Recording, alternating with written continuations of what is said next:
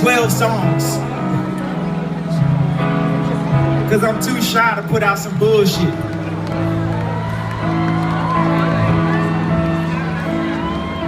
It's like, what type of song would you need if you were a shy person and you want to get on stage?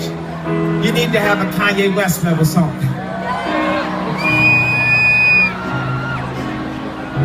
So, sometimes it's hard, you know, because I'm so shy, for me to carry off a lie. You know, because a lie means you got to think of another lie, and you got to add this other lie. You got to remember the lie that you told before. So I'm also a little bit lazy. It's like I'm a mix between shy, lazy, and a little bit arrogant. I will admit it. It's weird. It's like I'm arrogant but shy and a little bit lazy. So basically what I'm saying by that is I'm too lazy to lie to you. I'm too arrogant to lie to anybody because it takes me too much motherfucking work. So what's so funny is, like, anytime I tell the truth when I get up here and I tell the truth, everybody thinks it's so crazy, right? And you know, and then the media paint me like I'm like some type of villain, or like I got, you know, a bad bone in my body. No. And I'm really more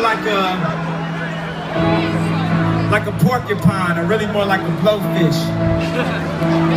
And the photos they always take is like when that blowfish is blown up, when that porcupine is defending itself from the lies and the bullshit and the control and the manipulation that you usually deal with if you're an artist. The lies and the control and the bullshit and manipulation that they give you when they market to you. And sometimes my only response is, ah! The fuck out my face. Because I'm too lazy to deal with the lies and the bullshit and the manipulation.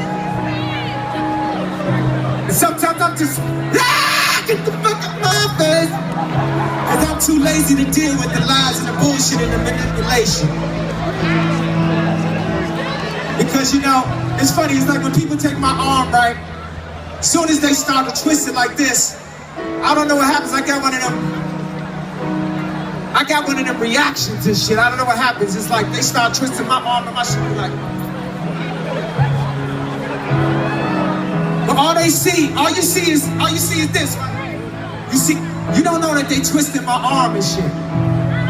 I was just at a deposition. Anybody ever been sued and had to sit in a motherfucking deposition before? It's basically shit you have to do to keep from like paying money or going to jail and shit. So I was at this deposition for that paparazzi shit from last year. And I get off the plane. And the week before, I told this one paparazzi, like, look, man, just stop talking to me, because I might be thinking of some shit. I might be thinking of a new rap, a new stage show, a new design. Yeah.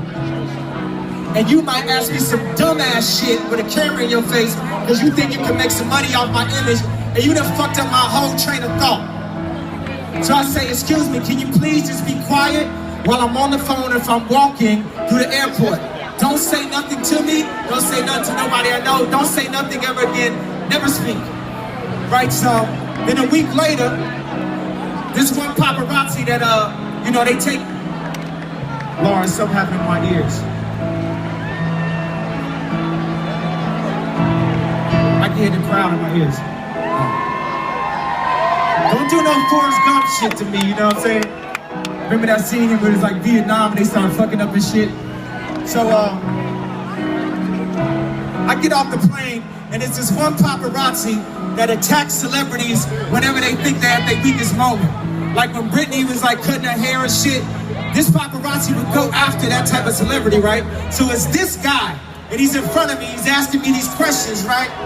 What he don't know is, just that time, right when I got off the plane, I found out that my grandfather wasn't gonna make it.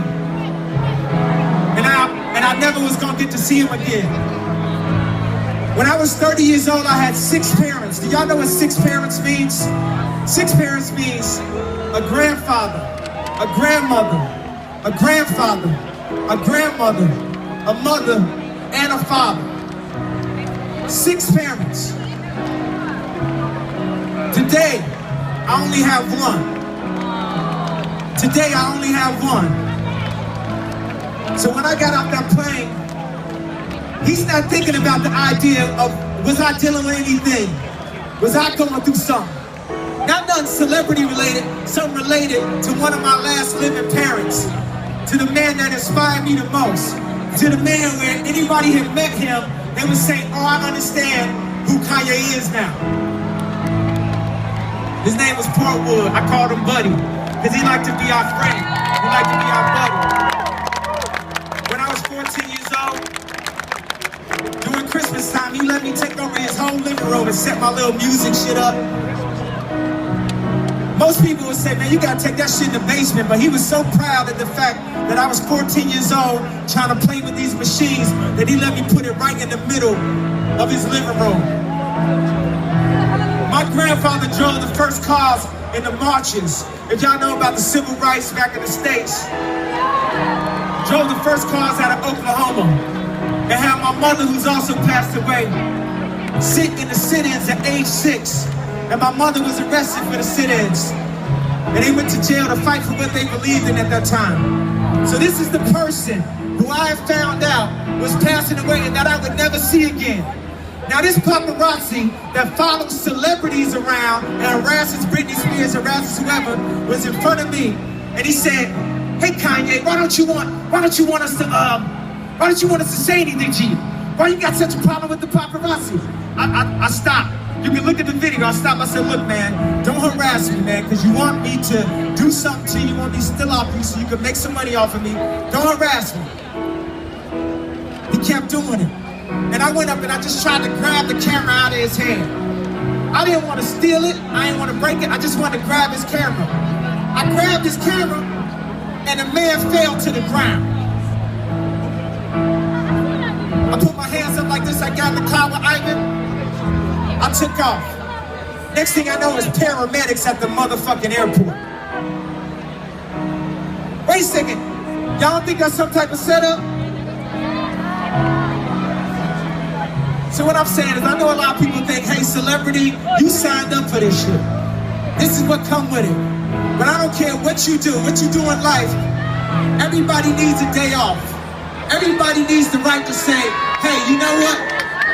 I need a minute to breathe. Hey, you know what? I want to bring my family to the movies without 30 motherfuckers following me. Everybody needs a day off. Everybody out here, they like sex, right? Sex is great, like when you and your partner be like, hey, this is something we both want to do. But if one of the people don't want to do that, what is that called? That's called rape. That's called violation. So if I walk around and I say, look, sir, I'm not feeling so good today. I found out my grandfather's about to pass. I'm going through some shit. Can you please not fuck with me today? There's no cutoff switch. There's no violation. And that's why I look so crazy, because I feel like I'm gonna just take this shit into my own hands. I'm gonna just stop every paparazzi one by one.